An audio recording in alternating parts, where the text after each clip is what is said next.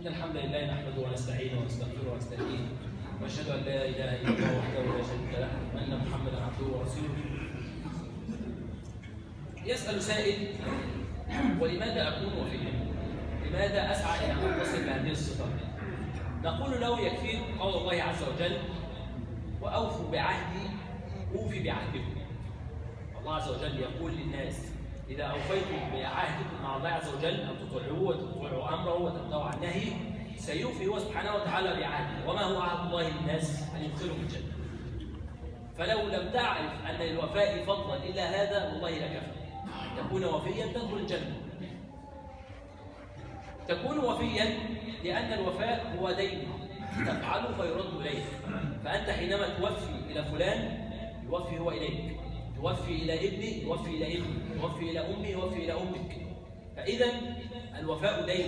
أنت حينما توفي مع أبوك يرزقك الله عز وجل بأبناء صالحين يوفون معك. حينما توفي مع زوجتك يرزق الله عز وجل بناتك بأزواج صالحين يوفون معهن. فإذا الوفاء دين، إن أقرضته ستأخذه وإن لم تقرضه لن تأخذ شيئا. فإذا الوفاء من عظمه أنه علاقة بينك وبين الناس وقبلها بينك وبين رب العالمين. فمن منا لا يريد أن يدخل الجنة؟ كلنا يريد. فإذا علينا أن نسعى إلى أن نتعلم الوفاء وأن نكون على صفة الوفاء. الأمر الثاني أن الوفاء هو من صفات أمة النبي صلى الله عليه وسلم.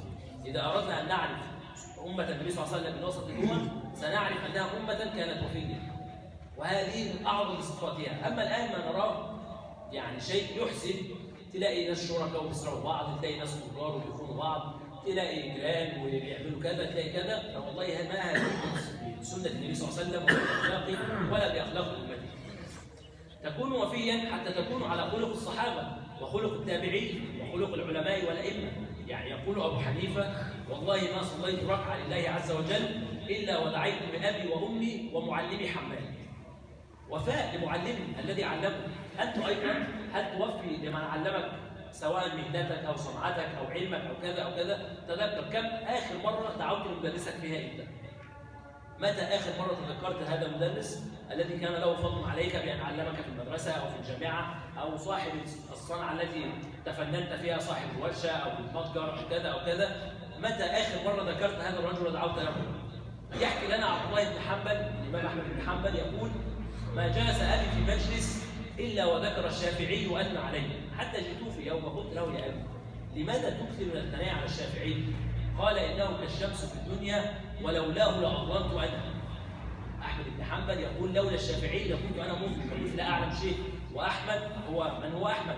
بل أنه كان على درجة كبيرة من العلم قبل أن يلقى الشافعي، ولكنه وفاء بالعهد أنه تعلم من الشافعي على 3 سنوات، يذكر له 3 سنوات ولا ينساه له ولا ينسى له هذا العهد.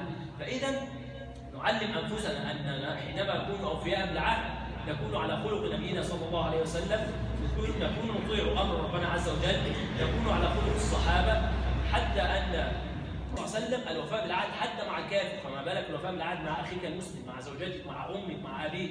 فإذا وفاؤك بالعهد يكون من خلق النبي صلى الله عليه وسلم الذي نريد كلنا أن نكون على خلقه.